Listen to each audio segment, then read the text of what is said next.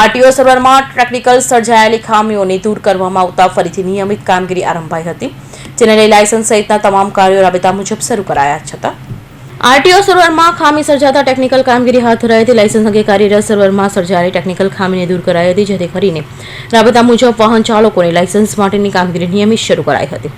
સર્વરની સમસ્યા સોલ્વ થતા tax track શરૂ કરાયા છે. ઘણા સમયથી પડી રહેલી હાલાકીનું નિવારણ કરાયું છે, જેથી ટેસ્ટ માટે ટ્રેક પર ફરીથી કાર્યરત કરાયા છે, જેથી ટેસ્ટ આપનારોની સંખ્યા પણ વધી જતા આરટીઓ વડે કચેરીના નિર્દેશ મળ્યા બાદ રજા દિવસ પણ આરટીઓ કામગીરી શરૂ રાખવા અંગે વિચારણા કરાઈ રહી છે, જેનો લાભ નોકરીએ જતા લોકોને પણ મળી રહેશે. કચેરી દ્વારા સવારે 8 વાગ્યાથી લઈ રાત્રે 8 વાગ્યા સુધી ડ્રાઇવિંગ ટેસ્ટ આપી શકાશે તેમ જણાવ્યું હતું. મારું નામ કે પંચાલ, મોટરવાહન નિરીક્ષક, આરટીઓ સુરત. ટેકનિકલ ખામી સર્જાતા કેટલા દિવસથી ટેસ્ટ ડ્રાઈવ બંધ હતો અને કઈ રીતનું આખું આયોજન કરવામાં આવ્યું? છેલ્લા 13 દિવસથી સમગ્ર રાજ્યમાં તેમજ સુરત આરટીઓ કચેરી ખાતે ડ્રાઇવિંગ ટેસ્ટ ટ્રેક સોફ્ટવેરની ટેકનિકલ ખામી સર્જાતા બંધ હતો, જે એનઆઈસીની ટેકનિકલ ટીમ દ્વારા જેનું આજે નિરાકરણ લાવતા આજ રોજ 2 વ્હીલર તેમજ 4 વ્હીલરના ટેસ્ટ રાબેતા મુજબ આજથી સુરત આરટીઓ કચેરી ખાતે શરૂ કરવામાં આવેલ છે.